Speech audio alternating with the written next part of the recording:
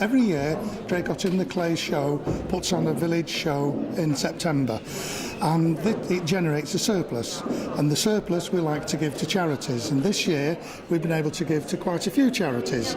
We're given to the Abbots Bromley First Responders, to the Burton Hospital League of Friends, and the St Giles Hospice. Those are the major beneficiaries. But we've also managed to provide money to the local church for the chapel, the Tin Chapel in Draycott in the Clay, and also 3 local schools.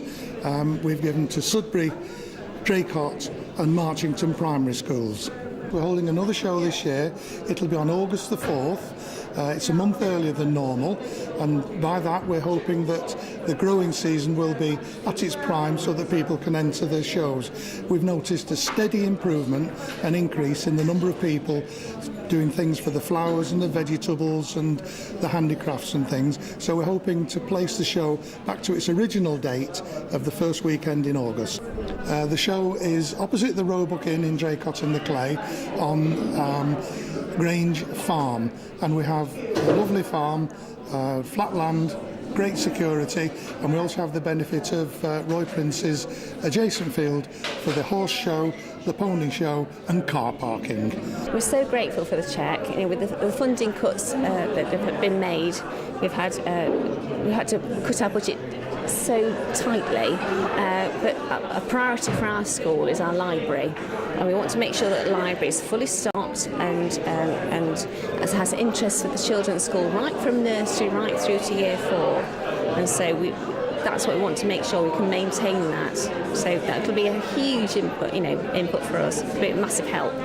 I'm the resident minister living at Hanbury, and I'm a minister in Church of England covering 5 parishes. One of the churches that we have is St Augustine's in Draycott, which is a beautiful small black and white building on Stubby Lane. The bell tower is in disrepair and certainly in need of pretty urgent treatment, so we're going to use it for that purpose. We are absolutely delighted to receive £400, but it does only go part way, and the fundraising goes on. Like so many churches, we are in need not only of funds, but actually more people to come and join us. It's a beautiful building inside too. Pauline, you've been given a cheque. How are you going to use that money? Initially it will go into our general fund, and we're always receiving requests from the members of staff, different wards, departments, and we'll put it into the general fund to be able to allocate equipment or whatever they request, really. Last year we spent £75,000 on different items for many wards and departments, and stretched right across the hospital. So it's well used. Quite a lot of equipment we buy reduces the invasive surgery and enables the patient not to have to undergo that, therefore not to have to stay in hospital. We've got a Bon Jovi concert at Marston's Club, but we're very lucky that was sold out within 10 days, and that's in the middle of March. After that we've got a Pamper Night at Parelli Stadium. We've got various fetes and organisations that we attend and raise money that way, and we get donations to it, as we have done tonight. People give us donations. Grateful patients are very generous to us, and we raise money in lots and lots of different ways. On top of that, we do have a shop by the revolving door in the hospital, and that raises a lot of money for us. We've been going with the shop 3-4 years, and we sell a lot of donated items in there, and again people are generous in bringing in donated items, and we sell those and raise quite a lot of money, which again goes into the general fund and dispersed within the hospital. And Hospital Radio, are they doing anything soon? Yes, they're busy, and they're planning a 30-hour broadcast which they did one last year, and I got feedback that it was heard over in Australia and New Zealand, and they were getting lots of phone calls with people phoning to say, can you say hello to my Auntie Nellie while you're at it. It was amazing to think that a local hospital radio, which really officially should only be heard within the hospital, was getting way the other side of the world. They did the 30-hour one last year. They're having another go this year. They also have a big quiz, which they raise a lot of money for with that. And they do a joint event with us with a dog walk around the washlands and in September.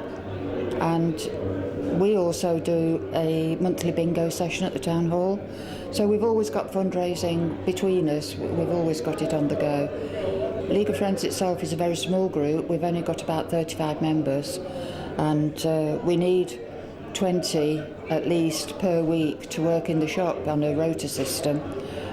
So we're always on the lookout for new members that would like to work in the shop just on a 4-hour shift, and also looking for people to make donations of goods as well as cash. The money we've received for this evening will be going to the general fundraising and upkeeping of St Giles Hospice. The hospice currently costs £20,000 a day to run, and that's from quite a substantial donation and income from the National Health Service, but the rest is all done through fundraising and general donations and legacies. So we're constantly fundraising. We do different events. This year we're celebrating 30 years of the hospice being open, so we've got a lot more events on this year to just encourage people to support us that have supported us in the past 30 years, and hopefully will carry on supporting us in the next 30 years. So we've got lots of different events on, and obviously community events, ladies' lunches. We've got a ladies' only solstice walk in June, which we've been accepted for the Guinness Book of Records for the largest gathering of fairies. So we'll be looking for over 800 ladies to support us on that evening.